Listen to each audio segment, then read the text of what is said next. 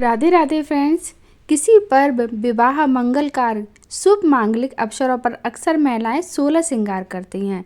और करवा चौथ हो या फिर हरियाली तीज हो, हरताल का व्रत हो, कोई भी सुहाग का जो पूजा होती है वो हो, उसमें महिलाएं सजती हैं, संवरती हैं और सौभाग्य के लिए यह 16 श्रृंगार किया जाता है। सजने संवरने के लिए महिलाएं कई तरह के सौंदर्य प्रसाधनों का उपयोग करती हैं। फ्रेंड्स, आइए जानते हैं इस वीडियो में कि 16 श्रृंगार में क्या क्या सामान आता है और कौन कौन से 16 श्रृंगार हम महिलाओं को करने चाहिए जिससे कि सौभाग्य में वृद्धि हो। आइए दोस्तों जान लेते हैं 16 श्रृंगार कौन कौन से हैं, क्या क्या नाम है उनके। दोस्तों, सबसे पहले आता है बिंदी। 16 श्रृंगार में माथे पर कुमकुम या बिंदी लगाना काफ़ी शुभ माना गया है।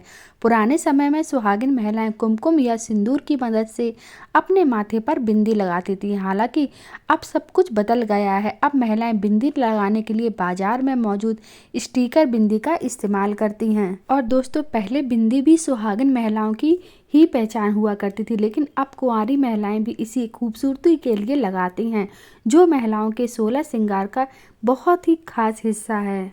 दूसरे नंबर पर आता है सिंदूर। सिंदूर महिलाओं के सौभाग्य का प्रतीक होता है और शादी के बाद से ही यह उनके श्रृंगार का एक खास हिस्सा बन जाता है। हिंदू विवाह में सिंदूर को सुहाग की निशानी माना जाता है। असल में सिंदूर नारंगी रंग का होता है, लेकिन अब महिलाएं ज़्यादातर सिंदूर लगाने के लिए लाल रंग का, मैरून रंग के सिंदूर का इस्तेमाल करती हैं। और सुहागिन महिलाओं द्वारा सिंदूर लगाने से पति की आयु लंबी होती है। उसके बाद आता है श्रृंगार की सामग्री में काजल। ज़्यादातर महिलाएं अपनी आंखों पर ध्यान नहीं देती हैं, लेकिन मोहतरमा, आपने सुना तो होगा ही ना कि आंखें मन का आईना होती हैं। काजल एक ऐसा श्रृंगार है जिसे आंखों पर लगाने से चेहरे की खूबसूरती 2 गुनी चौगुनी हो जाती है। साथ ही साथ अगर नई दुल्हन डेली काजल लगाए तो उसे किसी की बुरी नज़र भी नहीं लगती है। उसके बाद आता है मेहंदी। जब तक हाथों में मेहंदी ना हो, हर दुल्हन का श्रृंगार अधूरा माना जाता है। और पुराने समय में से आज तक किसी भी शुभ काम से पहले सुहागिन महिलाएं हाथों और पैरों में मेहंदी लगाती थीं। और नई नवेली दुल्हनों के लिए हाथों में मेहंदी का रंग जितना गाढ़ा चढ़ता है, उसका पति उतना ही उससे प्यार करता है। अब आता है हमारा ब्राइडल आउटफिट, मतलब हमारी शादी का लहंगा। शादी में सुर्ख लाल जोड़ा सबसे अहम है। वो गाना तो आपने सुना ही होगा ना। शहनाइयों की सदा कह रही है, खुशी की मुबारक घड़ी आ गई है। सजी सुर्ख जोड़े में चांद सी दुल्हन, जमी पे फलक से परी आ गई। ये गाना तो सुना ही होगा ना हम सब लोगों ने। शादी के दिन हर दुल्हन आपको इसी रंग में रंगी हुई नजर आएगी। हालांकि आज के समय में कई रंगों में ब्राइडल आउटफिट आने लगे हैं, जो कि देखने में काफ़ी सुंदर होते हैं, लेकिन लाल रंग का जो जोड़ा होता है वो सबसे अहम और सबसे खास होता है। वो पहनने के बाद लगता है कि हाँ, अब ये दुल्हन है, ये शादीशुदा है ना। इसलिए लाल रंग का ब्राइडल का जो आउटफिट होता है वो सबसे अच्छा होता है।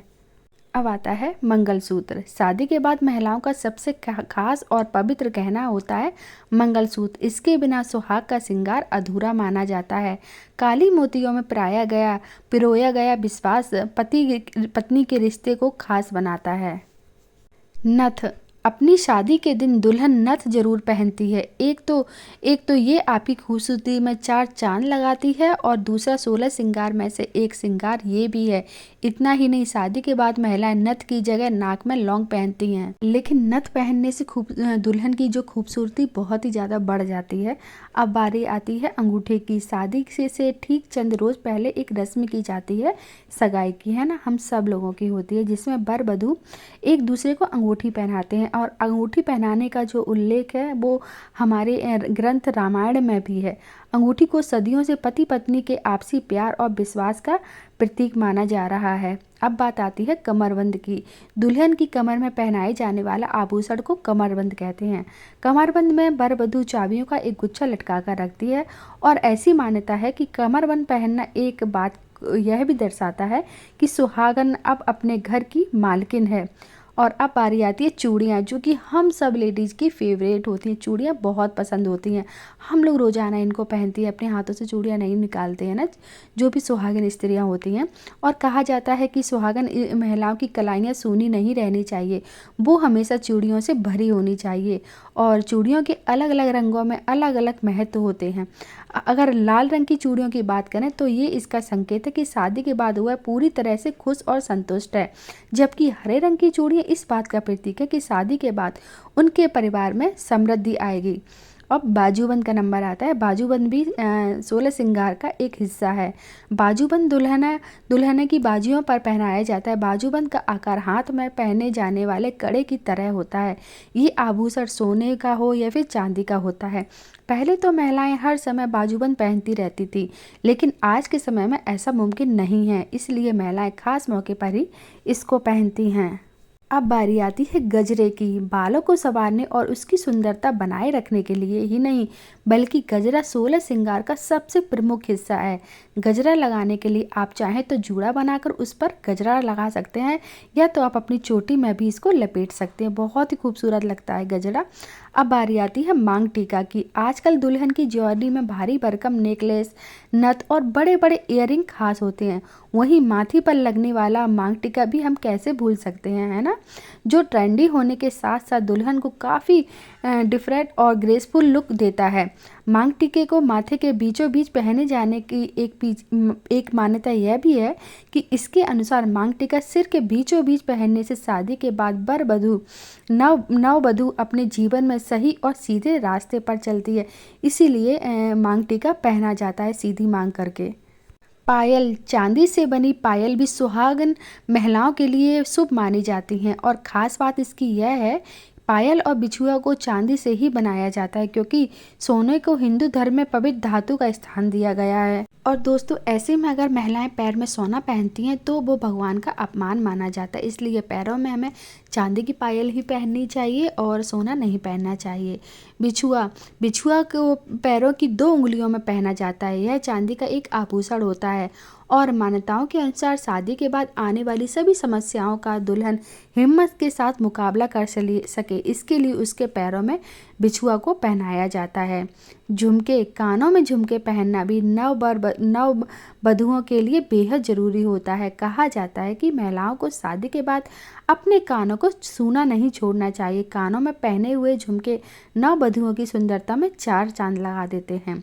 और शादी के बाद नववधु को पति और ससुराल वालों की बुराई करने और सुनने से दूर रखने के लिए झुमके पहनाए जाते हैं।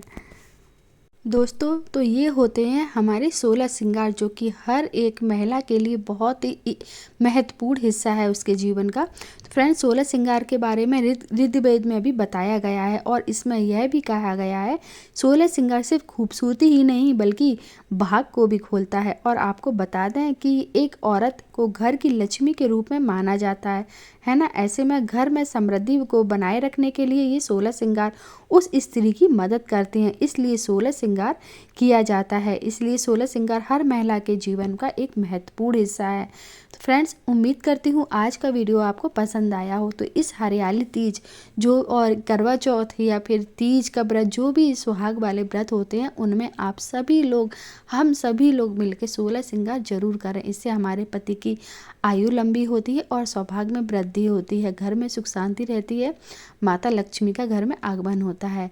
बोलो राधे राधे, जय श्री कृष्णा, जय माता दी।